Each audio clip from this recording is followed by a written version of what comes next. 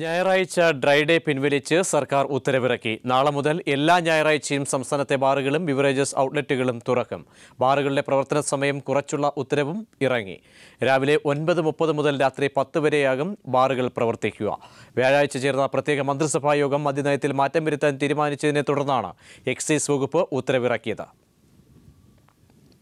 ഭരണകൂടങ്ങൾ ജനഹിതം മാനിക്കുന്നില്ലെന്ന് VM Sudheeran. Party ശക്തികൾ അജണ്ട തീരുമാനിക്കുന്നത് ജനാധിപത്യത്തിന്റെ പോരായ്മയെന്നും VM സുധീരൻ വ്യക്തമാക്കി.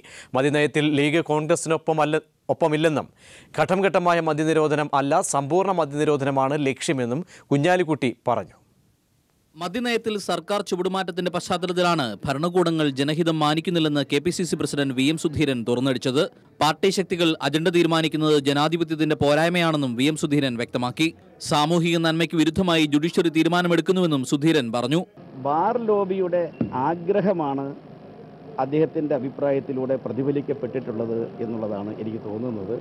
ആ ആവശ്യം ആര് പ്രതിഫലിപ്പിച്ചാലും അത് VS ആയാലും അതിനോട് ഒരു കാരണവശാലും യോജിക്കാനാവില്ല. ഘട്ടം ഘട്ടമായ മദ്യനിരോധനമല്ല, സമ്പൂർണ്ണ മദ്യനിരോധനമാണ് ലീഗിന്റെ ലക്ഷ്യമെന്ന് കുഞ്ഞാലിക്കുട്ടിയും വ്യക്തമാക്കി. മുസ്ലിം ലീഗിന്റെ നയത്തിൽ യാതൊരുവിധ വിട്ടുവീഴ്ചയുമില്ല. അടുത്ത ഘട്ടത്തിന് വേണ്ടിയാണ് പ്രക്ഷോഭം. അതേസമയം സുധീരന്റെ നിലപാട് UDF-നെ ദുർബലപ്പെടുത്തുമെന്നും സുധീരൻ KPCC പ്രസിഡന്റ് സ്ഥാനം ഒഴിയണമെന്നും INTUC സംസ്ഥാന പ്രസിഡന്റ് R ചന്ദ്രശേഖരൻ പറഞ്ഞു. അത് സ്വന്തമായി അദ്ദേഹം തീരുമാനമെടുക്കേണ്ടതാണ്. Better to quit.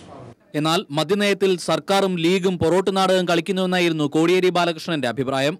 KPCC president ഇന്നലെ നടത്തിയിട്ടുള്ള പ്രസ്താവന ഉമ്മൻചാണ്ടി സർക്കാരിനെതിരായിട്ടുള്ള ഒരു കുറ്റപത്രമാണ്. ഈ സാഹചര്യത്തിൽ ഉമ്മൻചാണ്ടി ഗവൺമെന്റിന് അധികാരത്തിൽ തുടരാനുള്ള ധാർമ്മിക അവകാശം നഷ്ടപ്പെട്ടിരിക്കുകയാണ്.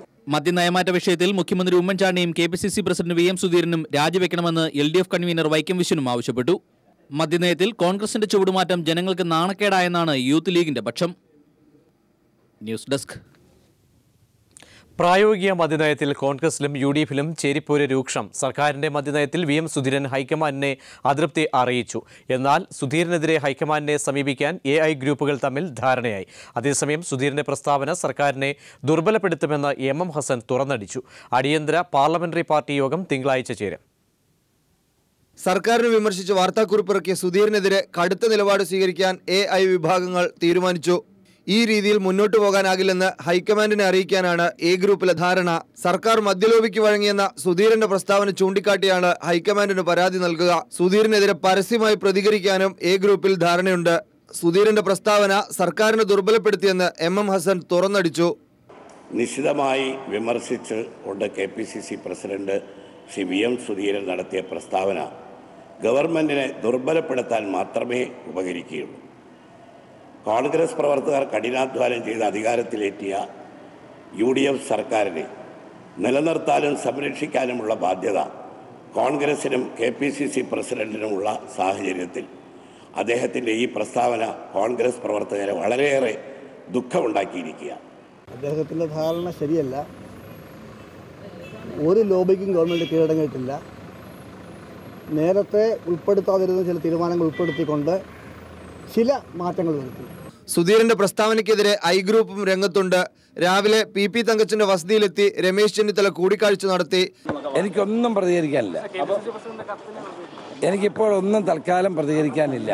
അതേസമയം മദ്യനയത്തിൽ വരുത്തിയ മാറ്റത്തിലുള്ള അതൃപ്തി VM സുധീരനും ഹൈക്കമാൻഡിനെ അറിയിച്ചു. അടുത്ത ദിവസം തന്നെ KPCC എക്സിക്യൂട്ടീവ് വിളിച്ചു ചേർക്കാനാണ് സുധീരന്റെ ശ്രമം. News bureau, Thiruvananthapuram. ഗണേശിനെതിരായ നടപടി ജനാധിപത്യ വിരുദ്ധമെന്ന് ബാലകൃഷ്ണപിള്ള. ഭൂരിപക്ഷമുണ്ടെങ്കിൽ എന്തും ചെയ്യാമെന്ന അവസ്ഥ ശരിയല്ലെന്നും പിള്ള തിരുവനന്തപുരത്ത് പറഞ്ഞു. കേസിൽ പ്രതിയായ മാണി കുറ്റക്കാരനല്ലെന്ന് മുഖ്യമന്ത്രിയും ആഭ്യന്തരമന്ത്രിയും പറയുന്നത് ലോകത്താദ്യം. താൻ ഉൾപ്പെടെയുള്ളവർ മന്ത്രിസ്ഥാനം രാജിവെച്ചത് FIR ഇല്ലാതെയാണെന്നും ബാലകൃഷ്ണപിള്ള വ്യക്തമാക്കി. അത് ഒരു ജനാധിപത്യത്തിൽ ചേരുന്നത്. അപ്പോൾ ഉമ്മൻചാണ്ടി നടപടിയെടുക്കുന്നത് MLA-മാരുടെ എണ്ണം നോക്കിയാണ്. ഞങ്ങൾക്കൊരു 5 MLA-മാരുണ്ടെങ്കിൽ ഞങ്ങളുടെ പേര് നടപടി എടുക്കലായിരുന്നു. ഭൂരിപക്ഷം 9 MLA-മാരും 20 MLA-മാരും ഉള്ളവർക്കേ ന്യായം കിട്ടൂ എന്നുള്ളൊരു നില UDF-ൽ വന്നു. ഞാനിത് ഉണ്ടാക്കിയ ആളാണ്. എനിക്കക്കാര്യത്തിൽ വളരെയധികം ശക്തമായ ദുഃഖമുണ്ട്. പാർട്ടി അറിയിക്കുകയല്ലാതെ പാർട്ടിയുടെ മുകളിൽ കൂടി UDF-ന് ഒരു നിയമപരമായോ ധാർമ്മികമായോ അവകാശമില്ലാത്ത കാര്യം. ഗണേഷ് കുമാർ തെറ്റ് ചെയ്തിട്ടുണ്ടെങ്കിൽ ഞങ്ങളെ അറിയിക്കണം, ഞങ്ങൾ നടപടിയെടുക്കും. അന്വേഷണവും കാര്യങ്ങളും നടന്നുകൊണ്ടിരിക്കുമ്പോൾ അന്വേഷിക്കുന്ന പോലീസിനെ നിയന്ത്രിക്കുന്ന ഒരു ഗവൺമെൻറ്റും ആഭ്യന്തരമന്ത്രിയും മുഖ്യമന്ത്രിയും അയാൾ കുറ്റക്കാരനല്ല എന്ന് പറയുന്നത് ലോകത്ത് ആദ്യം കേട്ടിട്ടുള്ളത് കേരളത്തിൽ. സംസ്ഥാനത്തെ 241 സൂപ്പർ ക്ലാസ് പെർമിറ്റുകൾ സ്വകാര്യ സൂപ്പർ ക്ലാസ് ബസ്സുകൾക്ക് നൽകാനുള്ള സർക്കാർ ഉത്തരവ് പിൻവലിച്ചു. KSRTCയെ സ്വകാര്യ മേഖലയ്ക്ക് തീരെഴുതാൻ സർക്കാർ ശ്രമം നടത്തുന്നുവെന്ന ഹൈക്കോടതി വിമർശനത്തെ തുടർന്നാണ് സർക്കാർ നിലപാട് മാറ്റിയത്. ഇനി മുതൽ 241 റൂട്ടുകളിൽ സർവീസ് നടത്തുവാനുള്ള അനുമതി KSRTCക്ക് മാത്രമായിരിക്കും.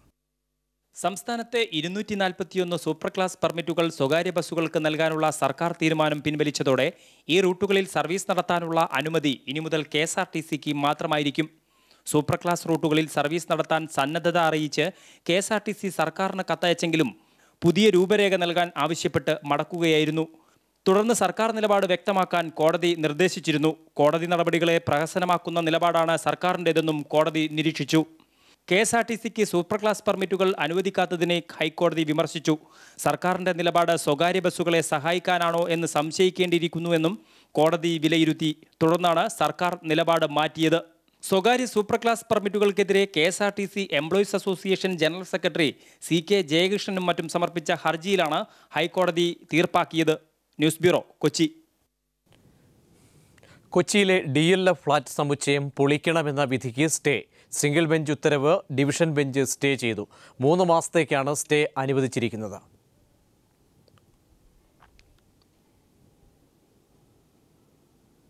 കാലിക്കറ്റ് സർവകലാശാലയുടെ ഓഫ് ക്യാമ്പസുകൾ ഹൈക്കോടതി റദ്ദാക്കി. 24 വിശദ ക്യാമ്പസുകളുടെ അനുമതിയാണ് റദ്ദാക്കിയത്.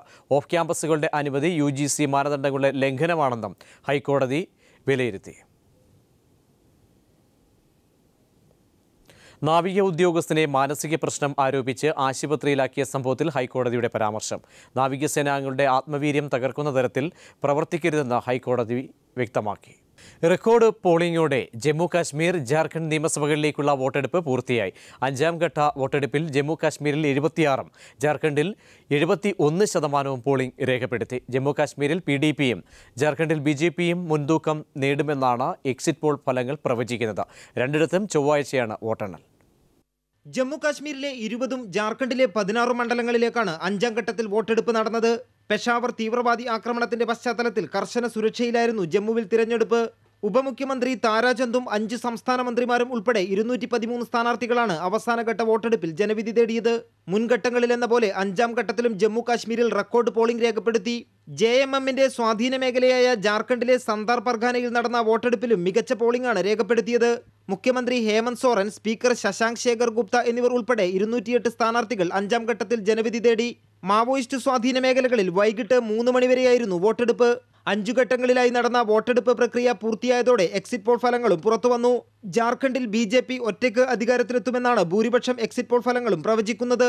ജമ്മു കാശ്മീരിൽ PDP നേരിയ മുൻതൂക്കം നേടുമെങ്കിലും ആർക്കും ഒറ്റയ്ക്ക് ഭൂരിപക്ഷം നേടാൻ കഴിയില്ലെന്നും എക്സിറ്റ് പോൾ ഫലങ്ങൾ പ്രവചിക്കുന്നു. ഇരു സംസ്ഥാനങ്ങളിലും ചൊവ്വാഴ്ചയാണ് വോട്ടെണ്ണൽ. News bureau, Delhi.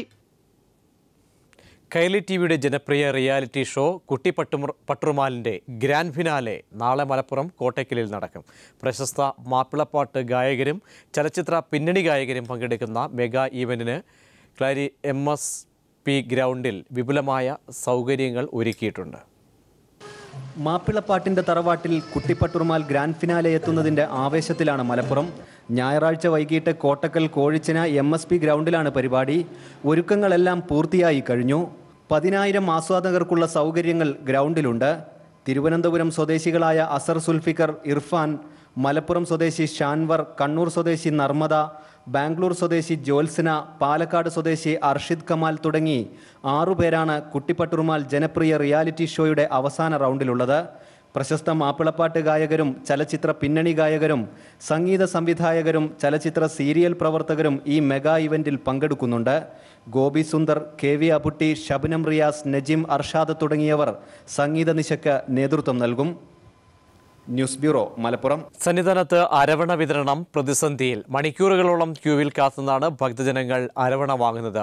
ഉൽപാദനത്തിൽ കുറവ് നേരിട്ടതിനാൽ ഒരാൾക്ക് നൽകുന്ന അരവണയുടെ എണ്ണം 5ആയി പരിമിതപ്പെടുത്തിയതാണ് നിലവിലെ പ്രതിസന്ധിക്ക് കാരണം. അരവണ വിതരണം ഈ തീർത്ഥാടന കാലത്തെ ഏറ്റവും വലിയ പ്രതിസന്ധിയാണ് നേരിടുന്നത്. മണിക്കൂറുകളോളം ക്യൂവിൽ കാത്തുനിന്നാണ് ഭക്തജനങ്ങൾ അരവണ വാങ്ങുന്നത്. ഉൽപാദനം കുറഞ്ഞതും ഒരാൾക്ക് പരമാവധി നൽകുന്ന അരവണ 3 ടിന്നായി പരിമിതപ്പെടുത്തിയതുമാണ് നിലവിലെ പ്രതിസന്ധിക്ക് കാരണം. സംഘമായി എത്തുന്നവർ കൂട്ടത്തോടെ ക്യൂ നിൽക്കേണ്ട സാഹചര്യമാണ് നിലവിലുള്ളത്. പ്രസാദ വിതരണത്തിലെ പ്രതിസന്ധി പരിഹരിക്കണമെന്നാവശ്യപ്പെട്ട് ഭക്തജനങ്ങൾ അരവണ കൗണ്ടറിന് മുന്നിൽ കുത്തിയിരുന്ന് പ്രതിഷേധിച്ചു. 10 അരവണ ആണ് ഇന്ന് രാവിലെ കൊടുത്തിരുന്നത്. പിന്നെ അത് 5 ആക്കി കുറച്ചു. ഇപ്പോഴ് ഒരു ഭക്തന് 3 അരവണയായിട്ടാണ് കൊടുക്കുന്നത്. അത് തന്നെ ഞങ്ങൾ 3-4 മണിക്കൂർ അരവണയ്ക്ക് ക്യൂ നിന്നിട്ട് ഞങ്ങൾ അടുത്തെത്തിയ സമയത്താണ് ഞങ്ങൾ പറയുന്നത് അരവണ 3 ആണല്ലോ എന്ന് പറയുന്നത്. ഇത് വളരെ പ്രതിഷേധ സൂചകമാണ്. അരവണയുടെ ഗുണനിലവാരത്തിൽ വിട്ടുവീഴ്ച പാടില്ലെന്ന ഹൈക്കോടതിയുടെ പ്രത്യേക നിർദ്ദേശം നിലനിൽക്കുന്നുണ്ട്. ജലാംശം കുറച്ച് ഗുണനിലവാരമുള്ള അരവണ നിർമ്മിക്കാൻ അധിക സമയം വേണ്ടി വരുന്നതുകൊണ്ടാണ് ഉൽപ്പാദനത്തിൽ കുറവ് വരുന്നതെന്നാണ് ബോർഡിന്റെ വാദം. 1 ലക്ഷത്തിൽ പരം അരവണ മാത്രമാണ് ഇപ്പോൾ കരുതൽ ശേഖരമുള്ളത്. ഈ സ്ഥിതിവിശേഷം തുടർന്നാൽ വരും ദിവസങ്ങളിൽ അരവണ വിതരണം കൂടുതൽ പ്രതിസന്ധിയിലേക്ക് നീങ്ങുമെന്നാണ് സൂചന. ക്യാമറാമാൻ വിനോദിനൊപ്പം V G Manish Kumar, news bureau, Sannidhanam. തിളക്കമറ്റ് കോട്ടയത്തെ ക്രിസ്മസ് കേക്ക് വിപണി. റബ്ബർ മേഖലയുടെ പ്രതിസന്ധിയാണ് കോട്ടയത്തെ ക്രിസ്മസ് പുതുവത്സര ആഘോഷങ്ങളുടെ നിറം കെടുത്തുന്നത്. പ്രതീക്ഷയുടെ പൊൻവെളിച്ചമാണ് ക്രിസ്മസ് എങ്കിലും കോട്ടയത്ത് ആ തിളക്കത്തിനും പ്രതീക്ഷയ്ക്കും മങ്ങലേറ്റിരിക്കുകയാണ്. കേക്കുകളുടെ ചക്രവർത്തിയായ ബ്ലാക്ക് ഫോറസ്റ്റ് മുതൽ ജനപ്രിയമായ പ്ലം കേക്കുകളടക്കം 25ഓളം ഇനം കേക്കുകളാണ് വിപണിയിൽ ആവശ്യക്കാരെ കാത്തിരിക്കുന്നത്. 300 മുതൽ മുകളിലേക്കാണ് കേക്കിന്റെ വില. എന്നാൽ ക്രിസ്മസ് പുതുവത്സര വിപണിയിൽ പതിവ് തിരക്കില്ല. കേക്ക് വിപണി ഇപ്പോൾ ഏറ്റവും കൂടുതൽ തിരിച്ചടി നേരിട്ടുകൊണ്ടിരിക്കുകയാണ്. കഴിഞ്ഞ 30 വർഷത്തെ അപേക്ഷിച്ച് കോട്ടയത്തെ കേക്ക് വ്യാപാര വിപണിയിൽ 40% കുറവാണ് ഉണ്ടായിരിക്കുന്നതെന്ന് ബേക്കറി ഉടമകൾ പറയുന്നു. അപ്പോൾ എല്ലാ വർഷവും ഒരു 10% കൂടുതലാണ് ഞങ്ങൾ സ്റ്റോക്ക് ചെയ്യാറ്. ഈ പ്രാവശ്യം അത്രയും പ്രതീക്ഷിക്കുന്നില്ല. കാരണം എന്ന് വെച്ച് കഴിഞ്ഞാൽ റബ്ബറിൻ്റെ വിലക്കുറവ് കാരണം കഴിഞ്ഞ ഒരു 5-6 മാസമായിട്ട് തന്നെ ഒരു മാന്യത്തില്ല, ഒരു 10-40% ബിസിനസ് കുറവാണ്. ക്രിസ്തുമസിന്റെ വരവറിയിച്ചുകൊണ്ടുള്ള നക്ഷത്രവും പുൽക്കൂടുമടക്കമുള്ള റെഡിമെയ്ഡ് ഉൽപ്പന്നങ്ങളുടെ വ്യാപാരത്തിലും വലിയ കുറവുണ്ടായിട്ടുണ്ട്. ക്യാമറമാൻ സംജിത് ആർപ്പുക്കരയ്ക്കൊപ്പം ടി പി പ്രശാന്ത്, കോട്ടയം.